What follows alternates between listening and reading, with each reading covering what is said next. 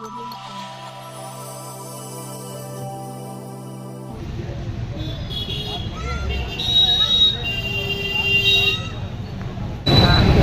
नाव भीमाबाई दुर्योधन दाडे.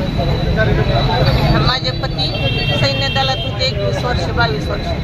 त्यांना 66 साली जमीन मिळालेली होती. ती आम्ही 66 सालापासून 2001 पर्यंत वय वाटतो.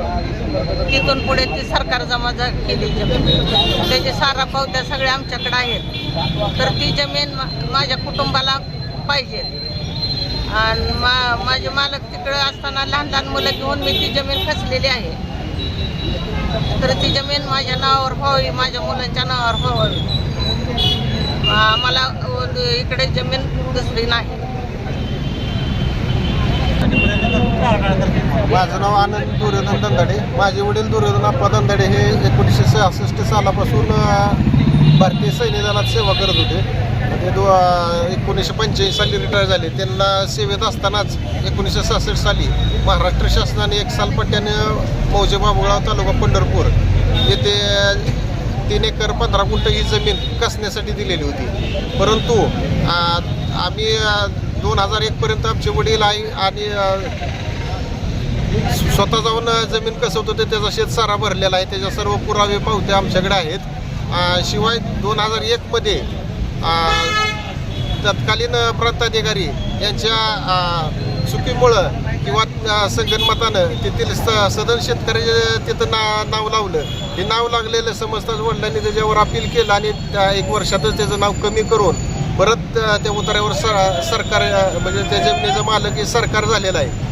तेव्हापासून आम्ही आमचं नाव लागण्यासाठी आमच्या नावावर होण्यासाठी वडील हयात असताना प्रयत्न करत होते. 2015 साली वडील आजारी पडल्यानंतर याचा मृत्यू झाला. तर त्याच्या पश्चात आम्हीच हे लढा लढतोय.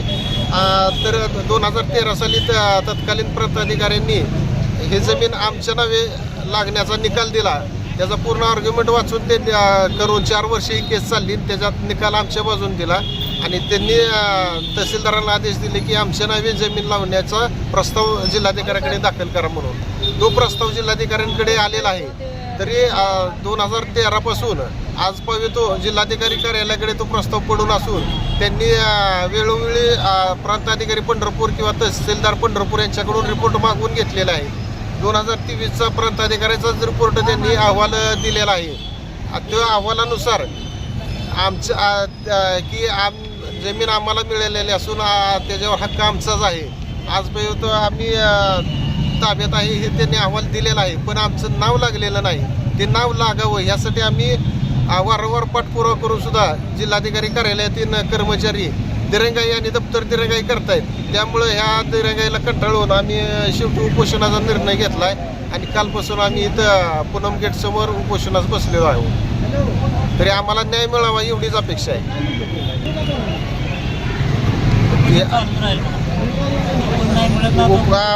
हे उपोषण करून सुद्धा जर आम्हाला न्याय मिळत नसेल तर आम्ही 26 जानेवारीला आत्मदहनाचा निर्णय घेऊ.